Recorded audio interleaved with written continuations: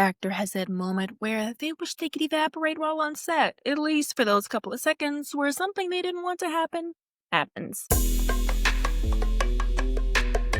Hi, I'm Nahjalae, and welcome to Creative Struggles, or welcome back if you are an avid listener. Thank you. Thank you very much. And if you are new, thank you. Thank you very much for taking the time out to listen. And today we are talking about every actor's worst nightmare, at least one of them, and that being embarrassed while on set. Tisk, tisk, tisk.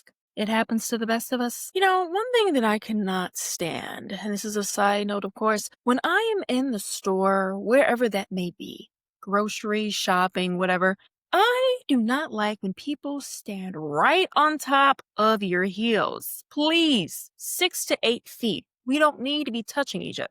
There's no reason why I step back and I step on your foot. I might as well pick you up and put you on my lap and we that close, please. Give it some space. Now, moving on to the grind reports. Okay, so ring-a-ding-ding-ding-ding. Got a commercial. Book that. Yes, yes, yes. Ironically, it's quite funny because this episode, I'm actually talking about an embarrassing moment while I was on a commercial set. Yes. See how that works out? Thank you, Jesus. Now, story time. So I booked this cell phone commercial, or cell phone network commercial, rather. And we were filming in this coffee shop. Now, we were told to sit in certain spots. And this is just background. I hate using that word just because it's not just anything. I was in a commercial. I was in the background and I liked it. It's fine. Now, I was sitting and I was talking to the people that was at the table. And all of a sudden, the AD, which is the assistant director, comes in and he asks everyone in the coffee shop, hey, does anyone have their car that they would allow us to use in the commercial? You'll be paid extra. It just needs to look good. Nothing fancy or anything like that. I'm looking around, no one is raising their hand. And I'm just thinking to myself, well, there's no scratches, dings, or anything on my cars. And they said extra change, so hand raised, I'll do it. Gets on the radio, tells the director, hey, we have a person here that is allowing us to use our car. And I already had told him what the car looked like, Dodge Avenger Blue 2013. And he was waiting for the confirmation from the director. The director gave him the thumbs up so that I can go and get my car. So, went to get my car, pulled into the spot. Mind you, at this time, my car was squeaking heavily. You can hear it from down the street. Very unfortunate. So, I'm pulling into the spot, squeaking, and everybody has turned their head to look at my car. And I'm just oblivious to the whole thing, not paying them any attention. I'm just excited that I get to get an extra piece of change on the check. So, pull into the spot. I was about to get out, and then the director swoops in. Hey, can I help you? And I said, oh, yeah. The assistant director said that you wanted the car to be here, and you approved my car to come and park here.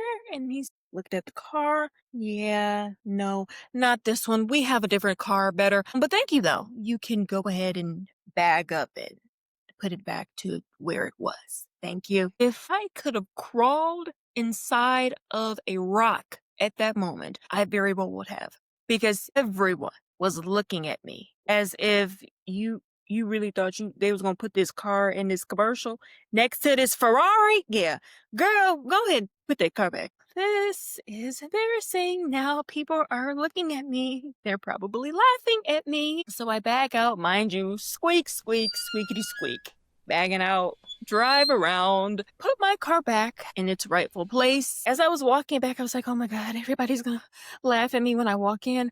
Oh my God, I can't do this. I should just leave. I should just drive home right now. I shouldn't have done this. I shouldn't have raised my hand. This is so silly. All that is going through my head as I'm walking back to the coffee shop. I get back in and no one was even paying me any attention. No one was looking, thank God. So I sat back at my table. And I remember somebody saying, wow, there was a loud noise out there a minute ago. And I'm just like, yeah, I don't know what that was. Whole time that was my car. Oh God. I was so embarrassed because I just felt like it was a walk of shame. I had hope. I'm gonna insert a picture of what my car looked like. I mean, hey, I gave it a try, didn't work. I just had to sit with that. Now, on to the question for today. How can an embarrassing moment make you stronger? Well, let's see. I believe that everyone is human. So, with that in mind, nothing is ever going to be perfect and no one's perfect. I think that we as people always have our moments where things aren't always going to go as we expect it to, or there may be a hiccup in things, and you just have to learn to move on. Like, it's fine. People mess up things every day. A lot of important things people mess up and they keep pushing. I feel like being embarrassed can build your confidence. Because again, if you are in a setting where something happens and everybody's looking at you afterwards, yeah, that's going to build you up now.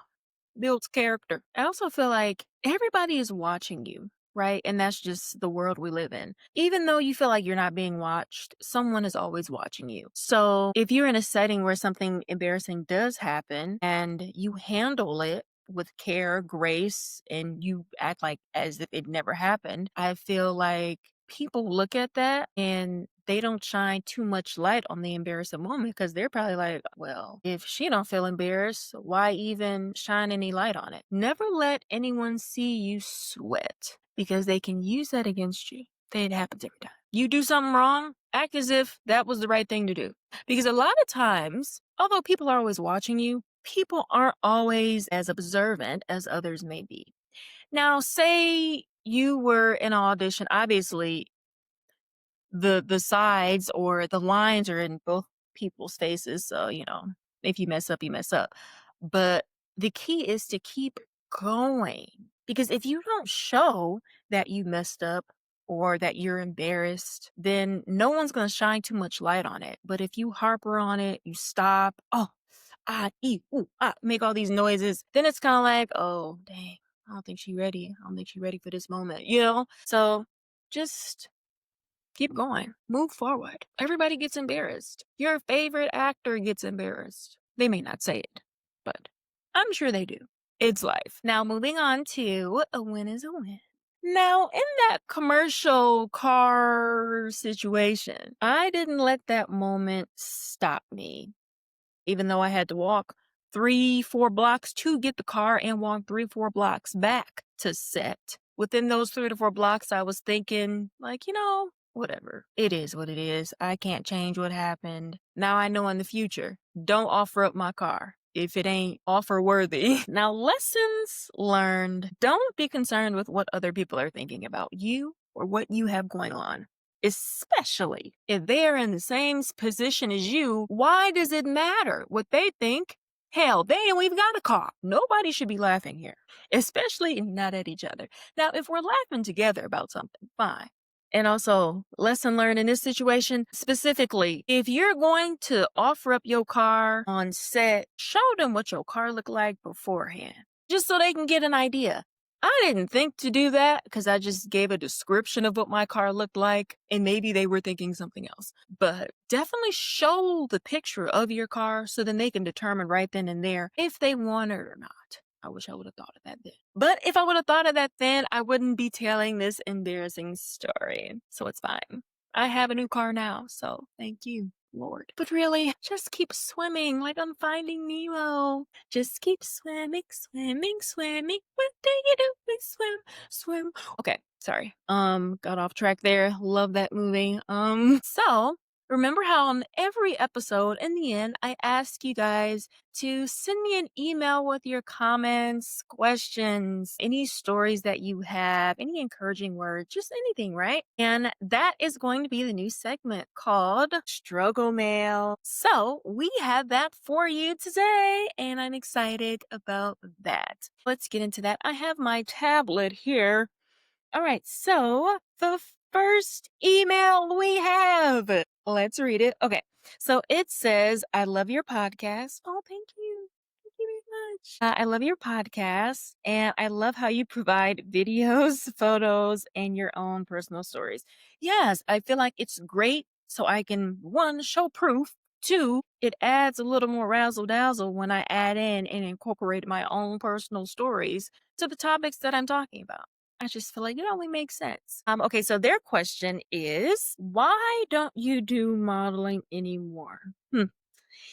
Oh, you caught that, huh? Okay, well, long to short, back home, I was doing modeling runway stuff, rather. Actually, you know what? I'm gonna make this a story time for another episode, but I'll give you just a little gist as to why I don't do it anymore. So, when I moved here, I was going to casting calls and no one liked me. That's pretty much what that was. I would like to get back into runway walking. That was always fun. But I'll get more into modeling in a different episode because I got some videos on that too. That's actually a great question. But in closing, again, I thank you guys for always listening and just being there, watching wherever you are, wherever this video finds you, wherever this audio finds you, if you are listening on a platform. Thank you. I really do appreciate you guys. And a side note, it's so funny because as I have started this podcast and obviously I'm doing the editing and everything, so I'm watching constantly myself back. And a lot of the things that I'm saying, there's some good tokens in there. Doing this podcast has actually been very therapeutic for me. I think that we can tell people to do things and say things, how to go about things. But when it comes to ourselves, it's hard for us to listen to our own encouragements. And I feel like as I'm watching myself back, it's like, wow, I need to be following what I'm saying. This is what I feel like I needed to do for myself, so I can really do the work and listen. So, side note, I have not mentioned this in my past episodes, and I don't know why I have not, but it's never too late. So, I don't know if you guys ever noticed, but I wear these lovely earrings and I make them myself. I have my own earring business. I make them out of polymer clay, nice, lightweight. This is one of hundreds of earrings that I have made on Etsy. Yes, go check it out. Nahjalae Poly Earrings and go shop. And if you actually have any personal requests, I can do that too. Because not only am I an actor, but I'm actually an artist as well. Like I love to create things. I love to create a lot of things. And making these earrings was just one of those things. So yeah, these are actually my favorite. I feel like I've probably worn these gold flowers in a lot of my episodes, but I love them. And if you guys would like some just like these, I can make them. Have the clay, the molding. So, yeah, if you guys have any personal requests, I can make it because I'm that girl. Thanks again for watching Creative Struggles. And remember, please remember, it's not the moment that defines you. It's how you recover and finish. And that is all for today, my good people. Until next week, please like, comment, subscribe, leave a review, send an email, send a DM, whatever floats your boat. I'm here for it. But until next time, see ya.